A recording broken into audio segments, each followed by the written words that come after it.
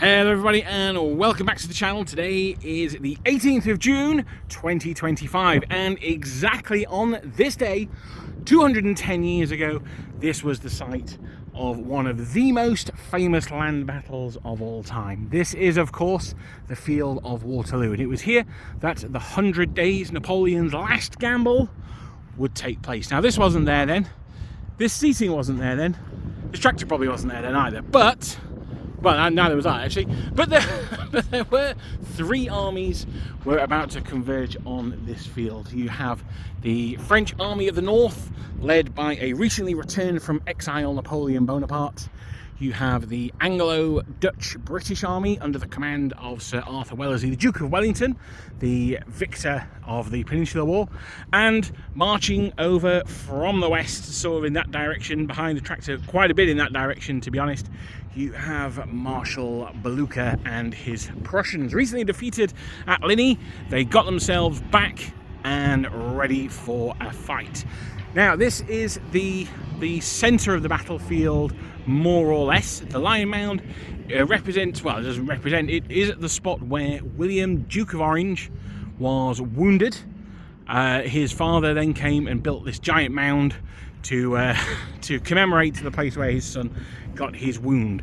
Now this unfortunately meant that the battlefield has been changed somewhat. The amount of earth that was required for that has meant that when Wellington came back to the battlefield many years later, he said, they have destroyed my battlefield. The amount of earth that was scraped off the top. Now Waterloo, as with any major battle, has its own share of myths, and what I want to do on this trip is bring you with me. I hope that you will enjoy the trip with General Dan and I. I'm just going to try and move around and get a better shot whilst not getting killed by a forklift truck. That's more difficult than it might sound. Yeah, so what I'm hoping is that we can look at some of the myths and maybe dispel some of the ideas. Now one of the ones I want to look at is the myth of the sunken road. Now it was written many years later that the huge French cavalry charge was stymied by a sunken road that no one knew about, apart from the Brits obviously, and it was a dirty old trick. So was that the case? Let's find out. Another one that I want to look at is the size of the battlefield. How much could a commander actually see? We wargamers, we have a godlike view of the battlefield. Could they see the battlefield themselves? I've just zoomed in, saw a white building, that is La Belle Alliance, that is Napoleon's headquarters. But as we go around the battlefield, particularly on day two, you'll see where we're going. So this is going to be a two-parter. Part one is going to be day one. We're going to be doing well, so if you're looking at it from the French perspective, the left of the line, so that's there's a road that goes up the middle. That is the Charleroi to Brussels road. That divides the battlefield in half. That goes north-south. So for the first day we'll be doing the west hand side, thank you. So that's the left as you look at it from the French perspective, and that is where the British held the French cavalry charge by Marshal Ney. It's where the Old Guard attacked, and it's where Hougoumont is located. And then day two we'll go over to Papillote Farm, down to Place Noire where the Prussians came from, and La Belle Alliance, and we'll look at it from the French perspective. So I hope you'll join us in these next two videos as me and Dan meet our Waterloo. So here we are at the top of the famous Lion Mound. Now this is a diagram that shows a location of all the units at around about the start of the day on June the 18th, 1815. As mentioned, this is the site where the Prince of Orange was wounded. So you can see we are looking from the British lines out to where the French deployed, and we'll show you those in a second. Now you can see on the right is the Duke of Orange, and you can see where it says Lyon. That is where we are now. So we're slightly to the right of Le Haisson, to the west of Le Haisson, and we are to the left, this sort of the bottom left, which would actually be northeast of Hougoumont. So let's look at Hougoumont. Hougoumont is that little white strip through the trees there. Let me focus on it. That's Hougoumont. Now as you can see, there is a forest here and some trees at the back of it. Now these trees would have gone, most of, if not all the way to that farm there. This is the Bois de Paris, and that's where the troops would have come through to attack Hougoumont. Now we are in a nice elevated position here. It took 227 steps to get up here, and being a fat gentleman as I am, I felt every single one of them. But we've got an absolutely fantastic viewpoint of Hougoumont up here. Don't forget, of course, Duke of Wellington would not have such a advantageous viewpoint. So over here in the middle, this is where Riley's corps would have been, and this is where Kellerman will have executed his charge. So let me just zoom out a little bit so we can see more. Between Hougoumont and this road that you can see down here. Now the most popular part, or the most famous part of this road, is if we follow it round and we see General Dan. He's the most famous part of the road.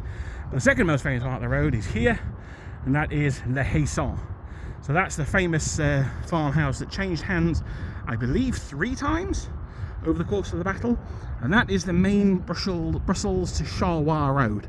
Now in the very distance there, I'm not sure if you'll be able to see it from here. Let me zoom in a little bit more. That building there, oh, I'm very shaky, that's because I've just climbed all those stairs. That building there is Napoleon's headquarters. So this is how small the Waterloo battlefield is, and this is something that has been spoken about a lot of times, but it's not until you actually see it that you realise the Duke of Wellington was probably a kilometre, maybe a kilometre and a half away from the headquarters of Napoleon. It is not a very big battlefield at all. They were in cannon range, and of course Ridley Scott showed that they were in sniper rifle range as well, so that drew a laugh from General Dan there.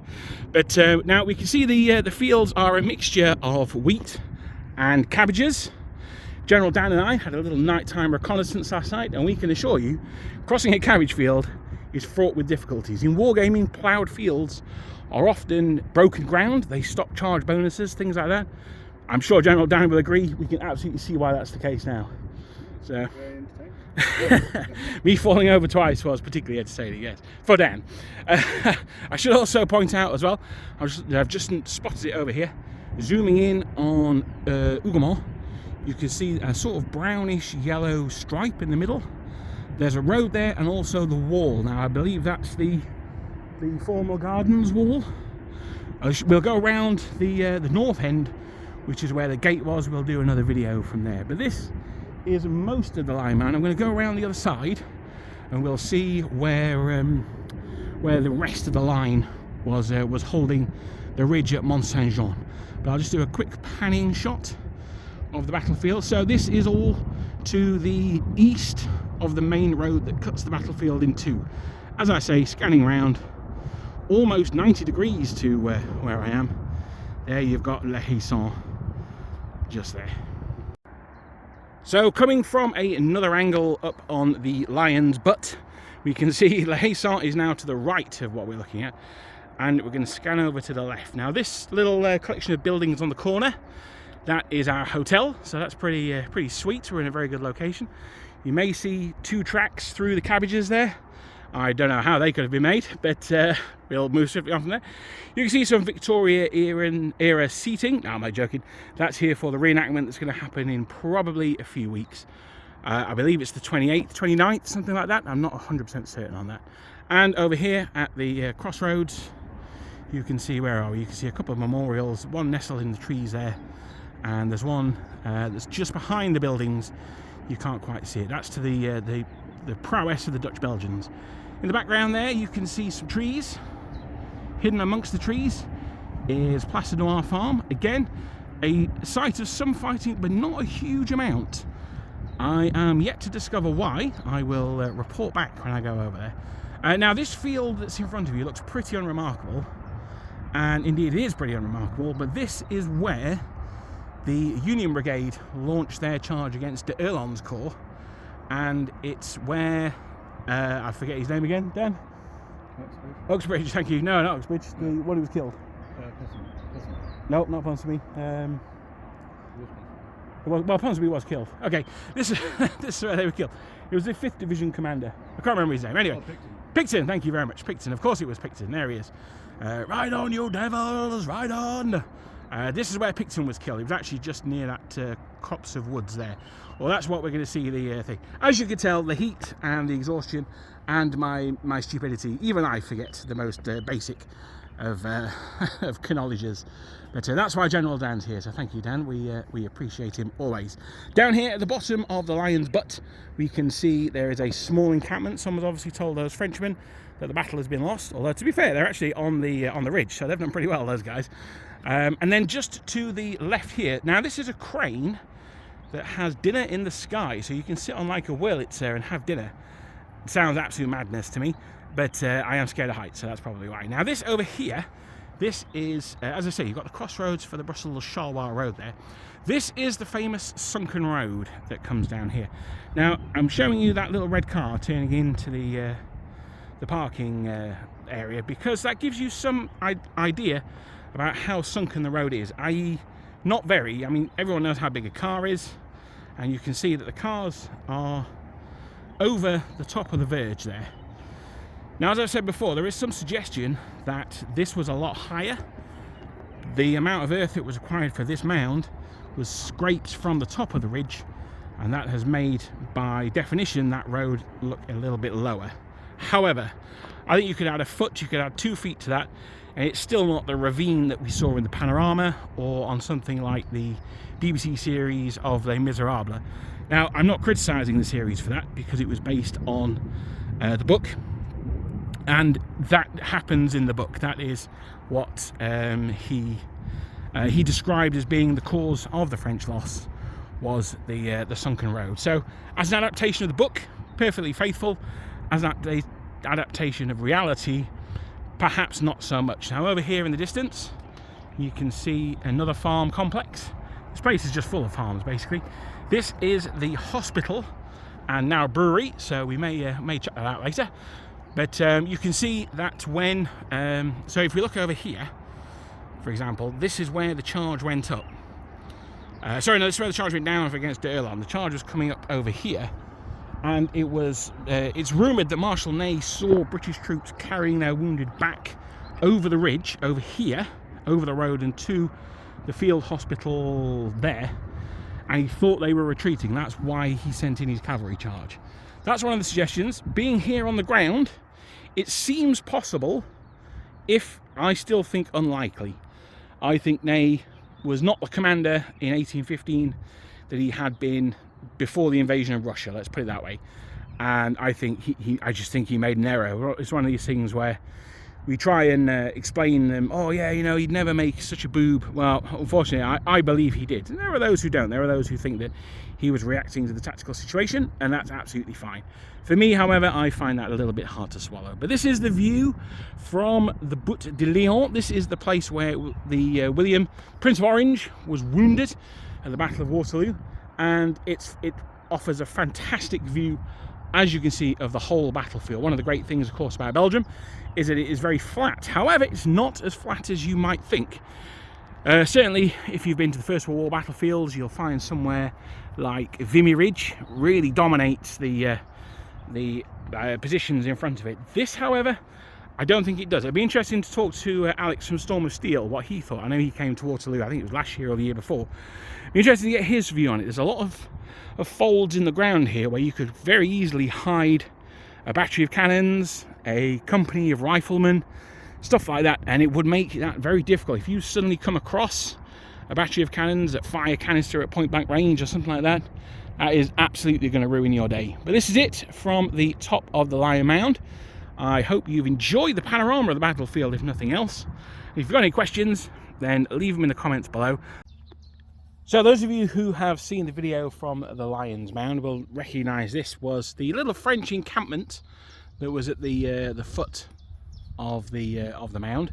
And you can see here a battery of 6 French guns. 1, 2, 3, 4, 5. There you go, 5. There's one at the back there. No, that's the 6th one. And these, I believe, are probably 8-pounders. Possibly 6 or 7-pounders. There's a little bit of variation because the French did, while they had the Giberval system, which meant that all of their artillery was, you know, the same weights and measures and things like that, they measured a pound differently from the British. So it depends on which sources you're looking at. But this is the workhorse of the French artillery. This would have, this would be, of course, a crew-served weapon, and you would have, well, as many as you could have on it, really, but 6 would be the number that you would want. You would have 2 guys at the front, and the rest would be hauling ammunition, powder, things like that. So this is your basic gun. Now these are pretty close together. As you can see, this is what we would call wheel to wheel, and at the back here you've got the little treasure chests. These contain the ammunition. Now further back from here you would have the caisson, which is what would carry more ammunition. This is what you would call ready ammunition. Now we can see from this cannon here almost that these little boxes will actually fit onto the trail. If we go over to here, now these cannons are not real cannons, they have fiberglass barrels. This one here though, I believe they do firing drills and examples on. You can see there's a little swab bucket there behind the wheel, but you can see the little treasure chest with the ready ammunition that sits on the trail of the gun. Now that's quite useful for 2 reasons. One, obviously it means that the ammunition is very close at hand, you can get to it very easily. The second thing, of course, is that it acts to weigh down the gun. When that gun fires, it's going to kick back, and the weight of the ammunition will mitigate that somewhat, stop the trail from kicking up in the air. So these are your standard cannons, and they're not very big. They would fire a cannonball about the size of probably a big orange, if we can see in here. So I mean that's the length of my finger, which is absolutely disgusting because I've just used it to hold the handrails as I came down from the Lion Mound. So that's rust. Don't worry about that. But yeah, you can see it's not particularly wide. Yeah, about an orange you could fit down there, I think. And that would come out and would be very unpleasant for anyone who was in the way of it. So sometimes people think cannons are these ginormous things. Now there were large cannons out there. You've got ridiculously huge cannons like the Dardanelles gun, or you've got large field cannons, the 12-pounders, the famous Emperor's Daughters. They would be used by the French Guard artillery. But these are your standard line artillery guns, painted with an apple green. Now I've painted all my artillery in a very dark green. I use Dark Angel's green for mine, which is a mistake. I should have used probably Creed camo. That's the colour I'm going to repaint them all when I get round to it. But there you go, this is a French main gun. Now I should say as well, of course, that the French were great users of other people's guns. Austrian guns in particular were very highly valued. Prussian ones were very, very highly valued, to be melted down into a statue to be put in Paris. But the Austrian guns in particular, they would be almost like a baby sick yellow. But these ones, I mean, they could have, of course, repainted them apple green, which is what these are. But yeah, no, these are some French artillery, some French 2-man tents there as well, and a little collapsible rickety wagon at the back there, looks like for a blacksmith. So there you go, this is the little French encampment at the bottom of the Lion's Butt. So here we are on the road to Hougoumont. Now this is going to be, we've got the Lion's Butt up there, so we are now to the west of the Allied line. We're heading quite far west. There's an absolutely awesome corgi being walked down there, and beyond the corgi is Hougoumont Farm. But you can see here there is a dip down. Now I was thinking of climbing down there, but there's all these stinging nettles, so I'm not going to. But it's probably about 4 feet, I'd say, is a dip down there. Now you've got the road here. Now this has obviously been metalled. It wasn't like that at the time, but this is a significant drop. If you are a horse and this is unexpected, this is not nothing. Let's put it that way. So I would suggest that on this side, there is the argument for the sunken road. Remember, of course, all of the earth that was used to build this bad boy was scraped from the area here as well. So it could have been another foot higher. So it could have been a good 5-foot drop. Now, that said, this is where the Allied reserve would have been. So this is where your ammunition park would have been, where, you know, sort of immediate units to be thrown into line would have been. This is still the area that the British were in this line. We're not quite at the flank where the Dutch Belgians were yet. But this is, again, looking out over the battlefield. You can see in the distance there, that is Napoleon's, that's Napoleon's headquarters over there, I believe. So you can see that the ground really does drop away into a little valley. The headquarters looks very close. That's because there's a lot of dead ground in front of us. But yeah, so this, again, leads some credence to the sunken road. And why am I banging on so much about this?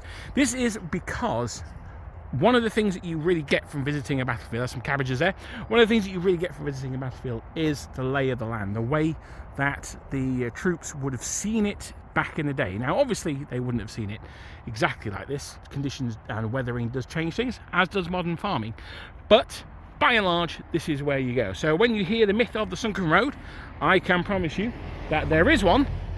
Is it sufficient to cause hundreds, if not thousands, of horsemen to crash to their deaths? I think not. But I would say that there's not nothing to it. I would say that it's not something that's been made up out of whole cloth, shall we say. So there you go, we're going to head down to Hougoumont, and the next dispatch will be from the famous North Gate. So I said that the next dispatch was coming from the gates of Hougoumont, and you know what, even as I said it, I knew it was a lie, because I remember that this was on the way. This is the position of Mercer's battery during the Battle of Waterloo. Now it was Mercer who took a large part in defeating the French cavalry, which, as you can see, this area here, this is almost perfect cavalry country. I'm going to hold the camera up a little bit. There we go. So you can see that this is open, it's relatively flat with a nice gentle rise. However, you can also see the height of the corn here, now, or wheat rather. Now this is modern wheat. This is not as tall as it would have been back in Napoleonic times, but I can tell you that you can lie down in this and be pretty much unseen even when wearing red and white, as the redcoats would have been. So as the cavalry are coming up the slope here, which I'm hoping you get it on the camera, but you can certainly see it when you're here on the ground, then you wouldn't really have known what was waiting for you when you got to the top. What it was waiting for you was a battery of the Royal Horse Artillery, which well, a troop of the Royal Horse Artillery, which is not great, to be perfectly honest. Not what you want to come over the crest of a hill and seeing in front of you. So again, we are still to the west of the Lion's Butt, but this again still part of the Redcoat lines. The Redcoats are holding this area here. This is where we saw in the painting of the panorama. You had your cuirassiers, Marshal Ney, all that good stuff. That all took place here. And behind us as well, this is, of course, we're back to the famous sunken road, or not, as the case may be.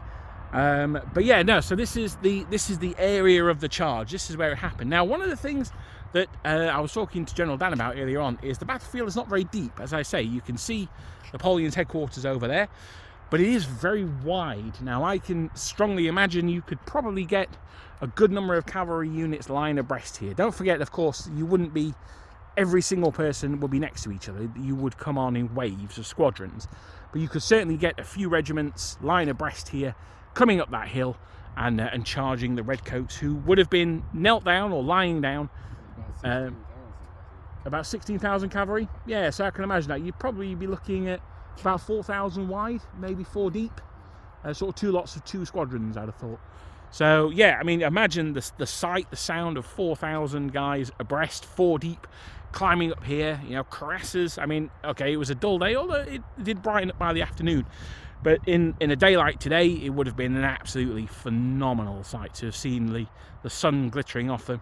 If you've seen my video on the Russian Guard, I talk about there's a description of the cuirassiers moving forward at Borodino, and it would have been as impressive a sight. But yeah, this is Mercer's battery.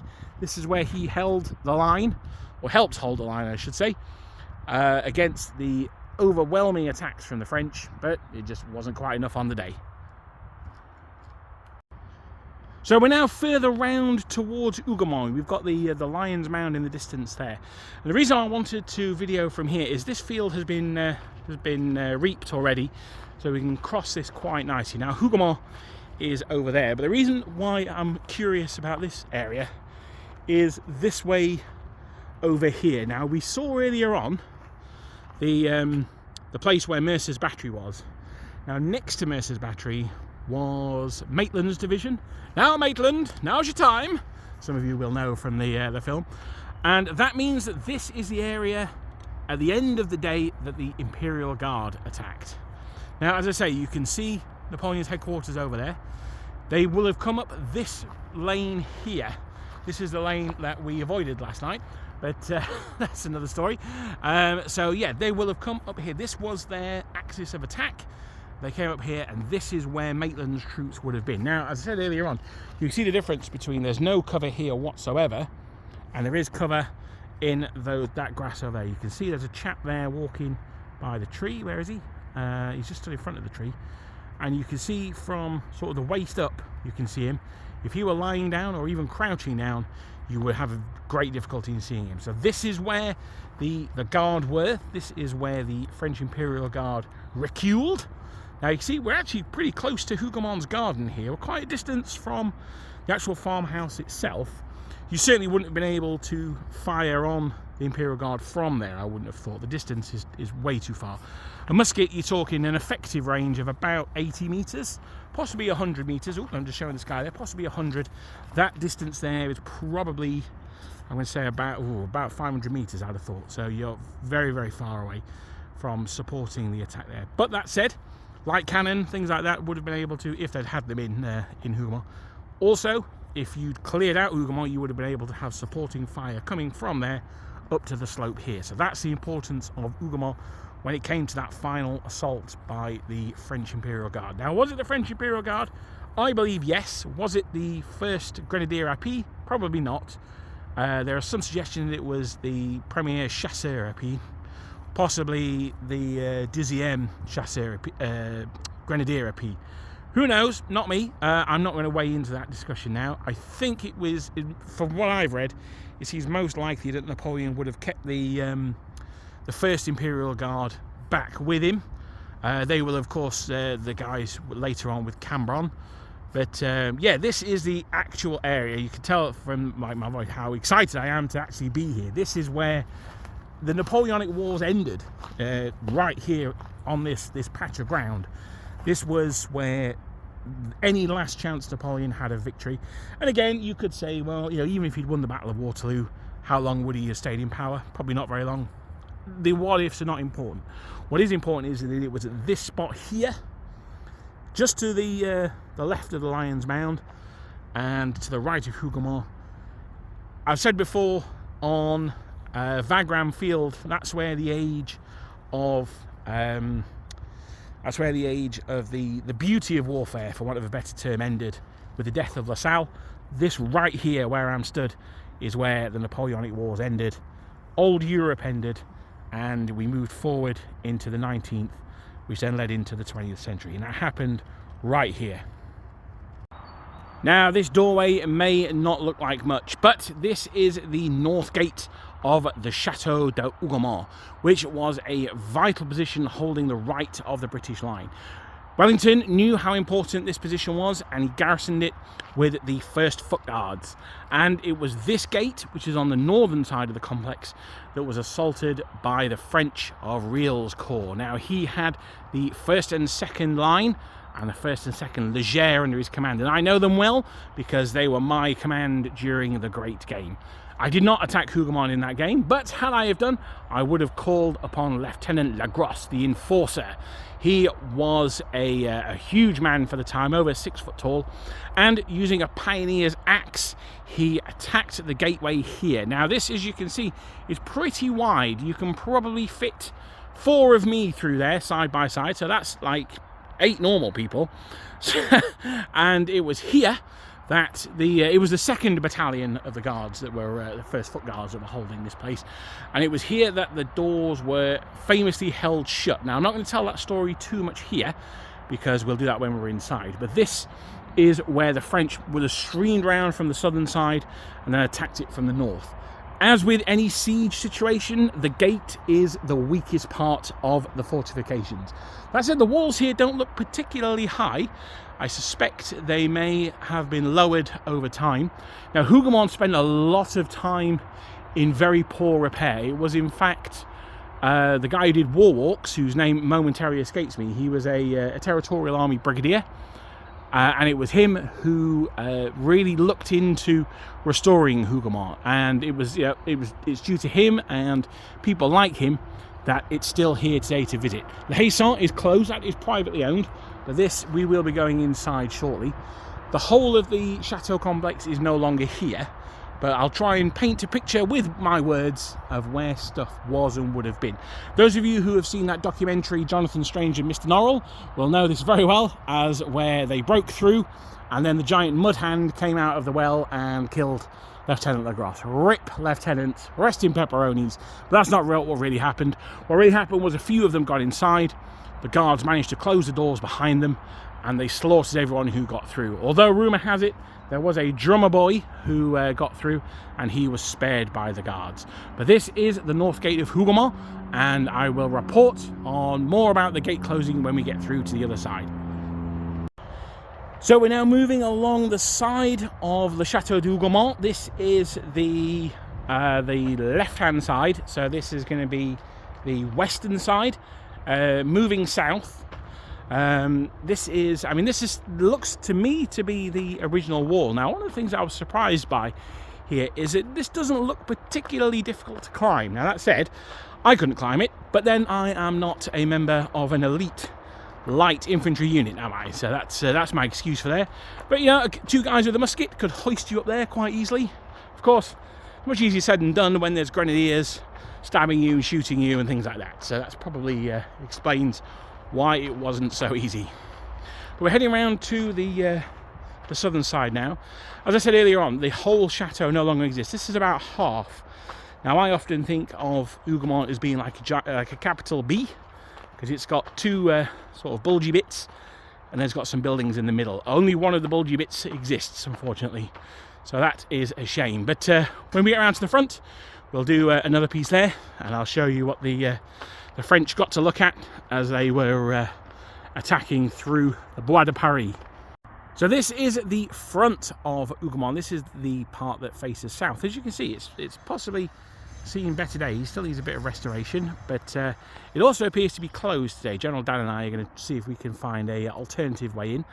But yeah, this is the facing that faced south.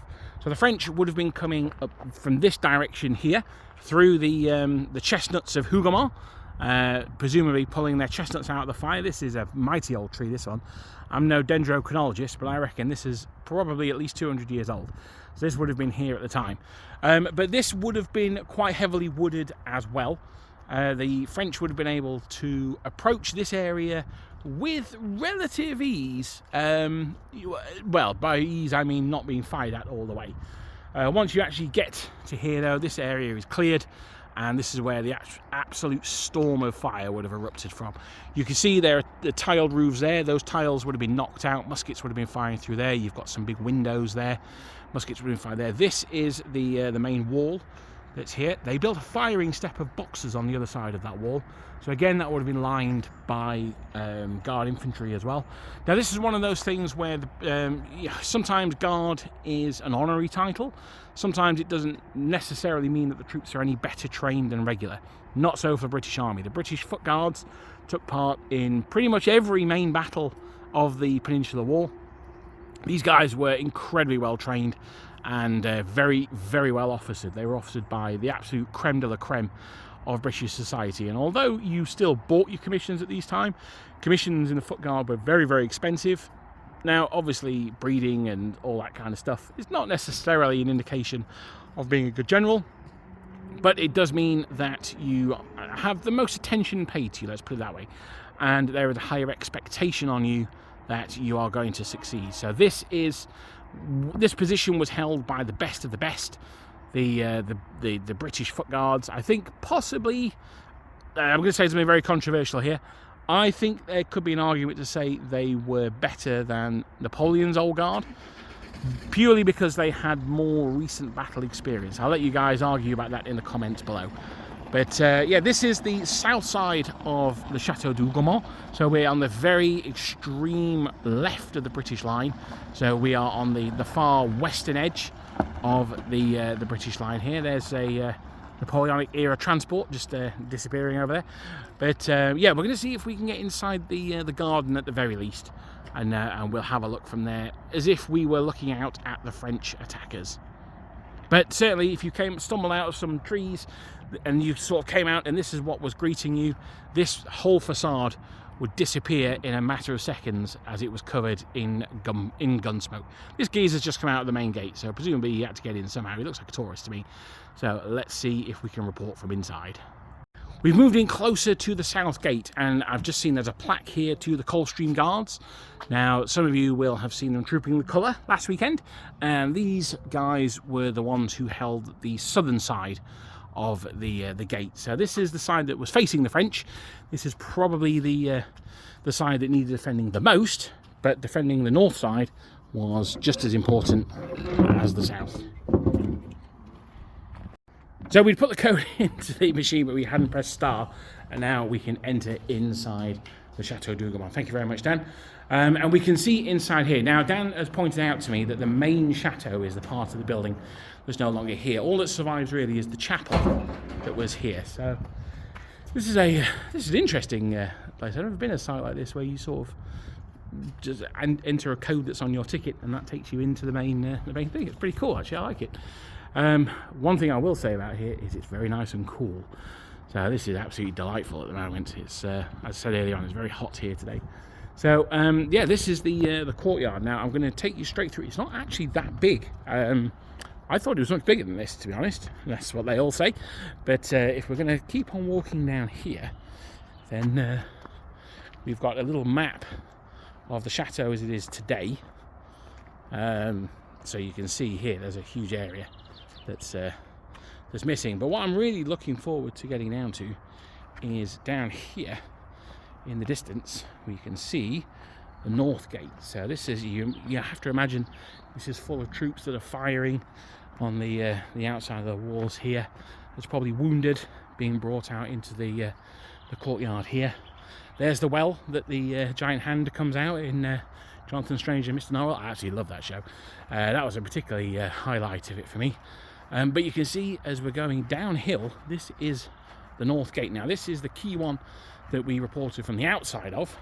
We are now on the inside, and there's a fairly new memorial to the guards here, which is going to be just around the corner. There's a memorial up here. I'll show you that later. But this is the relatively new memorial, actually, and very nicely for me, it's in the shade.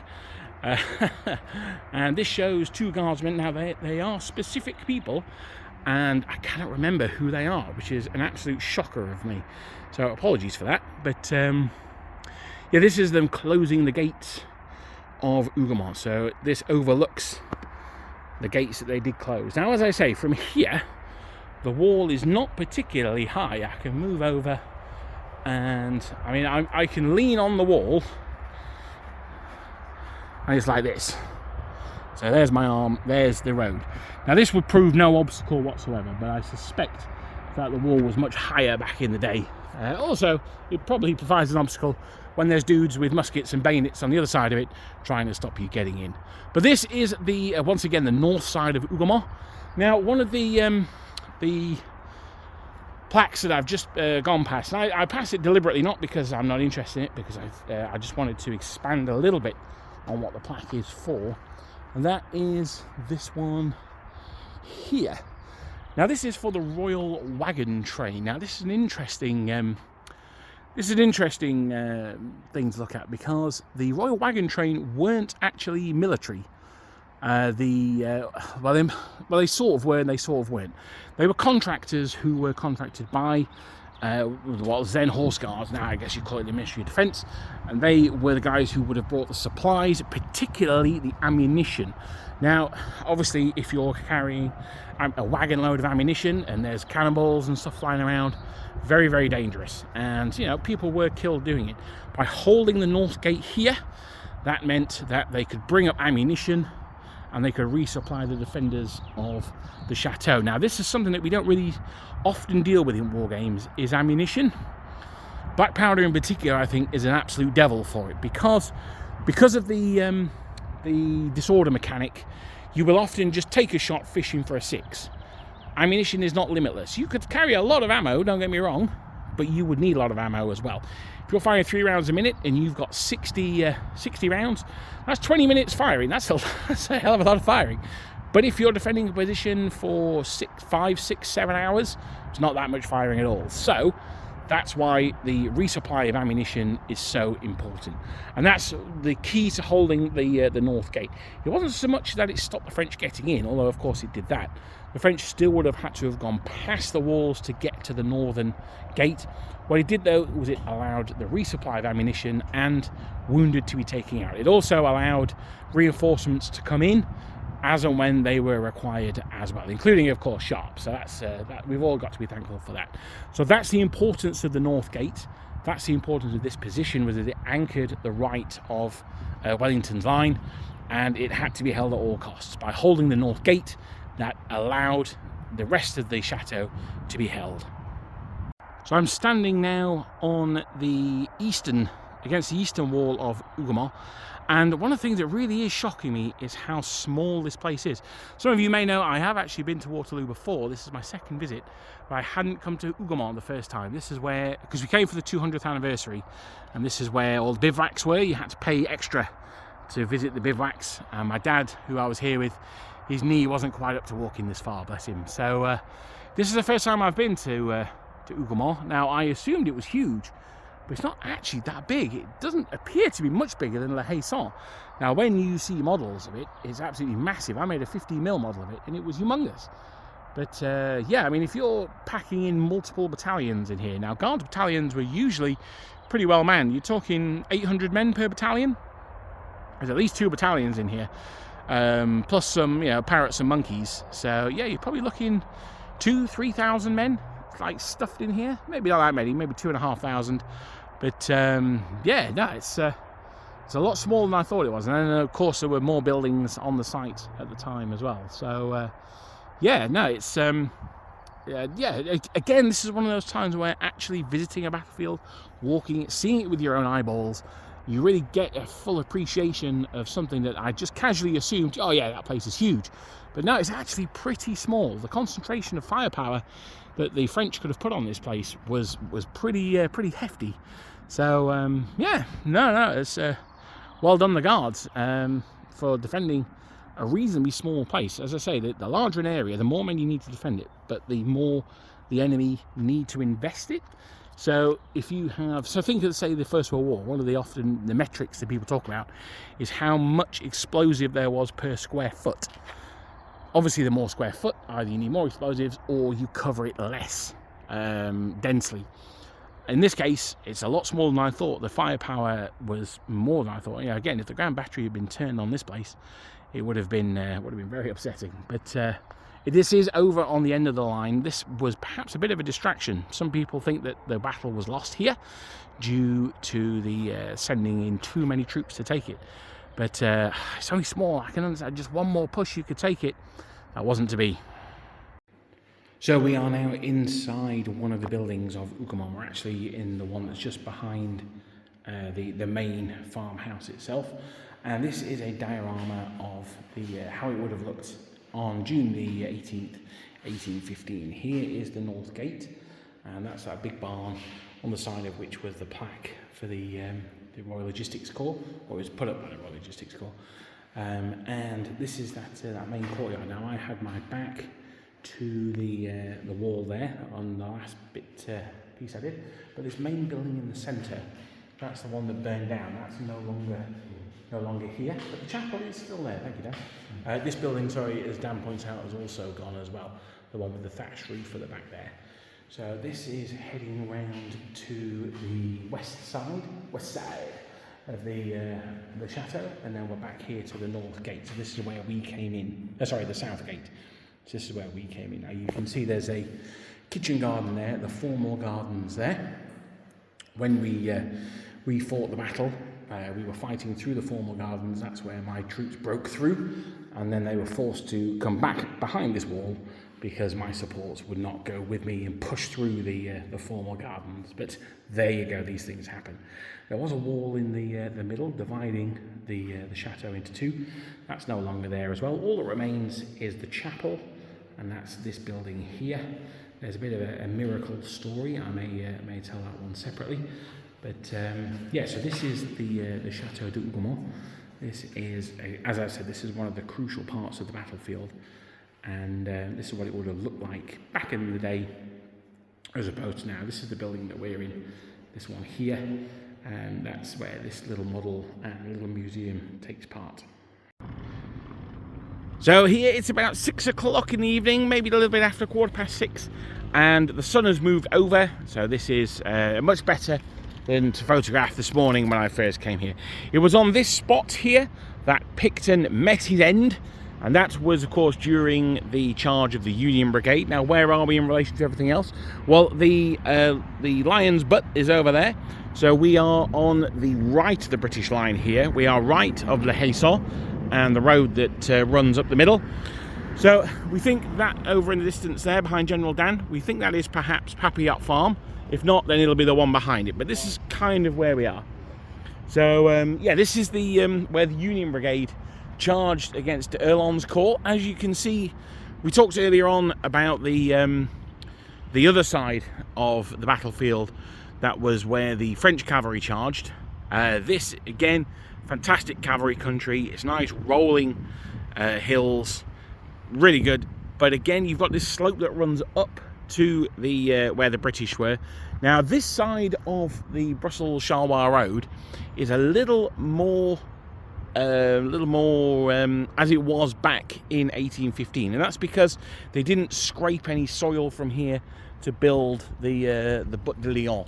So that's why this here, again, you know, we've been talking a lot over the course of these videos about the sunken road, and was that in fact the thing that caused the end of the French cavalry? Well, this, although it's not the area that the French cavalry was, may give an indication. So we're going to go over the road here through all these thistles. Let me see if there's a thistleless bit. There is. And you can see there's not really any drop off here at all. Now the museum suggested that this was more like it was in 1815. So if that was the case, then there is no sunken road at all. I think there was a little bit more than that. I think it's one of those things that was probably a factor, but has been rather exaggerated in its importance. But as you can see, this is an absolutely gorgeous summer evening in northern Brussels, northern Belgium. Now I would say, you know, is Waterloo worth a visit? I would absolutely 1000% say yes it is. Earlier on in the video I talked about how, you know, it was on this spot that the Napoleonic Wars ended.